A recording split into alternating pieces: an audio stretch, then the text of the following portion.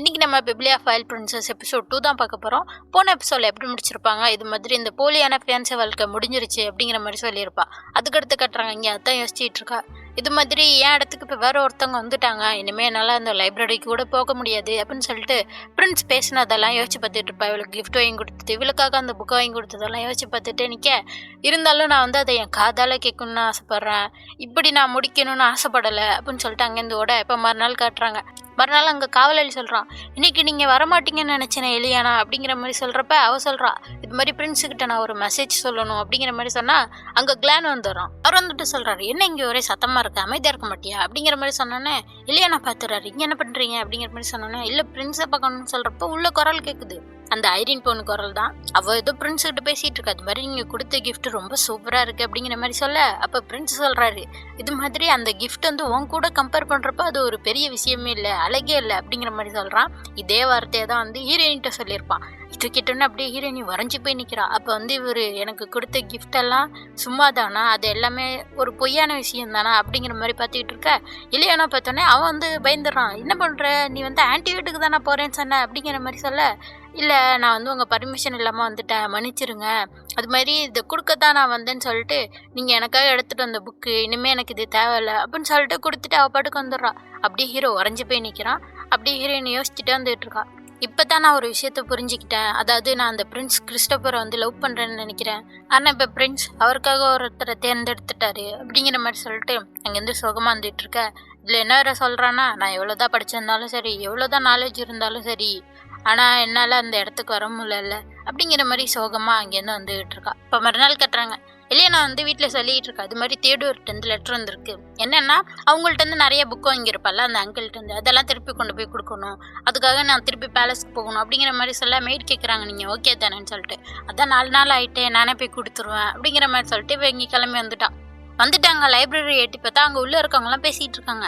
பாத்தியா, இப்போ பிரின்ஸ் வந்து அந்த ஃபேரி பிரின்ஸஸ் விட்டுட்டு இப்போ ஐரின் பிரின்சஸ் போயிட்டாரு அப்படிங்கிற மாதிரிலாம் இவங்க பேசிகிட்டு இருக்காங்க. இவள் அதெல்லாம் கேட்டுட்டு அப்படியே நடந்து வந்துக்கிட்டு இருக்கா. ஃபேரி பிரின்சஸ்ன்னு யாரை சொல்கிறாங்கன்னா ஹீரோயினியை தான் சொல்கிறாங்க போல. அப்படியே நடந்து வந்துக்கிட்டு இருக்க. அங்கே பார்த்தா அலெக்ஸ் வந்து மித்த காட் செட்டர்லாம் பேசிக்கிட்டு இருக்காரு.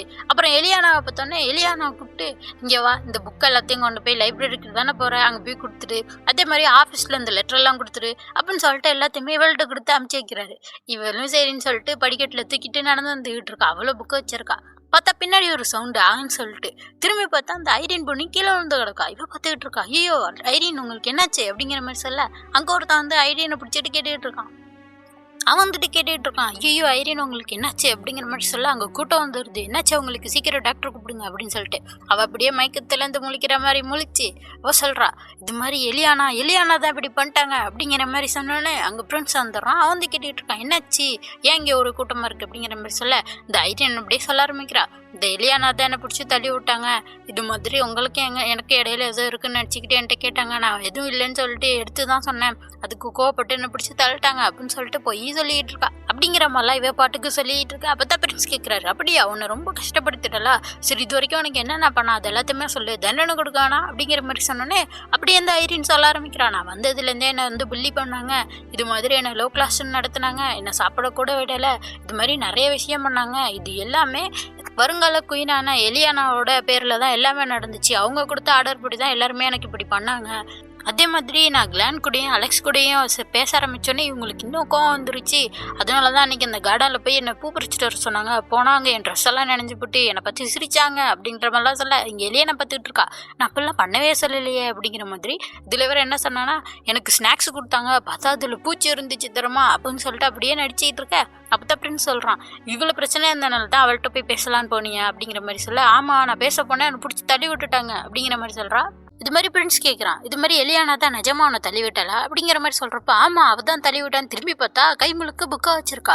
எல்லாருமே பார்த்து பேசுகிறாங்க, எப்படிப்பா இவ்வளோ புக்கை வச்சுட்டு அவளால் தள்ளிவிட முடியும் அப்படிங்கிற மாதிரி சொல்ல, இவ சொல்லிட்டு இருக்கா, நிஜமா தான் பிரின்ஸ் நம்புங்க, அவள் தான் என்னை பிடிச்சி தள்ளி விட்டா அப்படிங்கிற மாதிரிலாம் கேட்டுக்கிட்டு இருக்க. சரி எலியானா தள்ளி விட்டதை யாராச்சும் பார்த்தீங்களா அப்படிங்கிற மாதிரி கேட்க, இந்த பொண்ணு இந்த பக்கத்தில் இருக்க பையனை காட்டுறான், அவன் பேர் ஆலன். அவன் வந்து சொல்கிறான், இல்லை நான் வந்து எலியானா தள்ளி விடுறதுலாம் பார்க்கல, இவ கீழே விழுந்ததை தான் பார்த்தேன், ஆனால் நான் என்ன நினைக்கிறேன்னா, எப்படி ஒருத்தரால் விழுகிறதுக்கு முன்னாடியே சத்தம் போட முடியும், நீ என்னப்பா ஃப்யூச்சரையா கணிச்ச அப்படிங்கிற மாதிரி இவளை பார்த்து கேட்க, இவ வந்து பார்த்துட்டு இருக்கா, ஏமாத்திட்டில ஆலன் அப்படிங்கிற மாதிரி. அப்போ தான் வந்து பிரின்ஸ் சொல்கிறாரு, சரி இன்னைக்கு ஒரு முடிவு எடுத்துடலாம். இது மாதிரி இந்த ஐரின் பொண்ணோட அப்பாவும் கைது பண்ணப்படுறாங்க.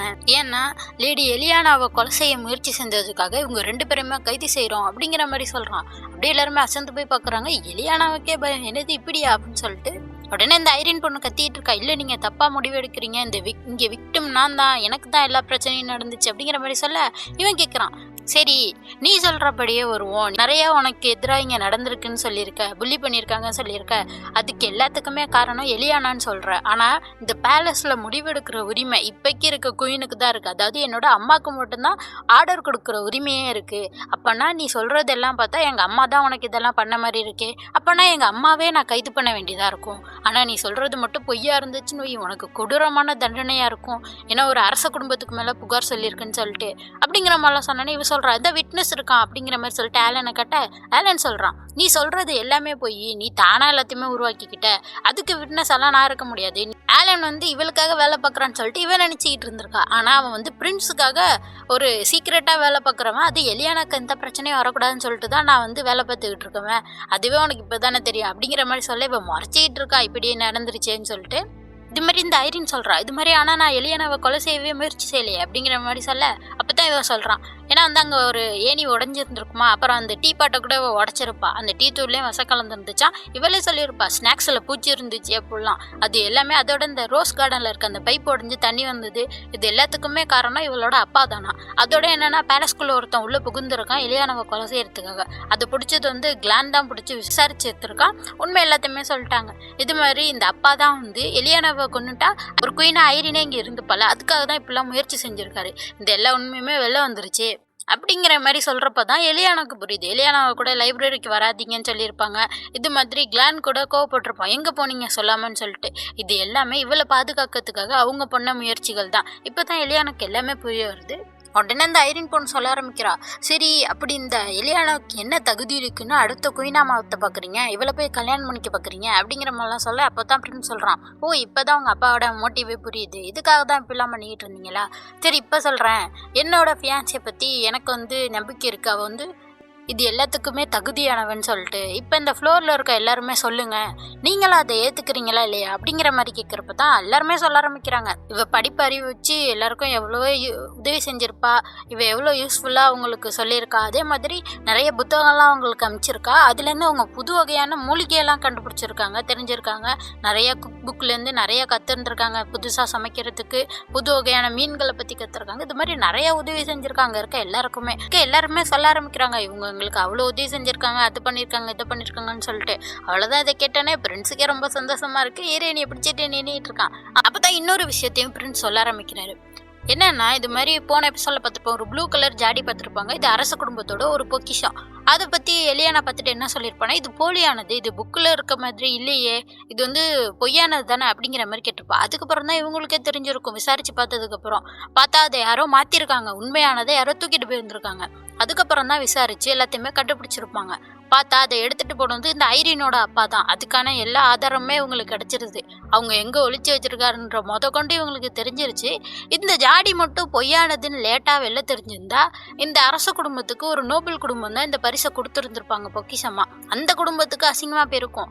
அந்த பெரியவர் சொல்கிறாரு, இது மாதிரி எலியானாக்கு நன்றி சொல்கிறாரு, உங்களால் தான் என் குடும்பத்தோட பெருமையை இன்னைக்கு காப்பாற்றப்பட்டுச்சு, அதுக்காக ரொம்ப நன்றி, எங்கள் குடும்பம் உங்கள் குடும்பத்துக்கு எப்போதுமே சப்போர்ட் பண்ணுவாங்க அப்படின்னு வாக்கு கொடுக்குறாரு. ஏன்னா இப்போ அரசர் ஒருத்தவங்களை கல்யாணம் பண்ணிக்கணும்னு வைங்களேன், அவங்க அதே மாதிரி நோபலாக ஒரு உயர்ந்த இடத்துல இருந்தால் தான் எல்லாருமே ஏற்றுப்பாங்க. இப்போ எலியானா ஒரு லோ கிளாஸில் இருந்ததுனால இந்த நோபல் மட்டும் ஏற்றுக்காமையே இருந்தாராம் எலியானாவை. இப்போ கடைசியாக அவரும் எலியானாவை ஏற்றுக்கிட்டாரு. இப்போ யாருமே எலியானா குயின் ஆகிறத எதிர்க்கிறதுக்கு ஆளே கிடையாது.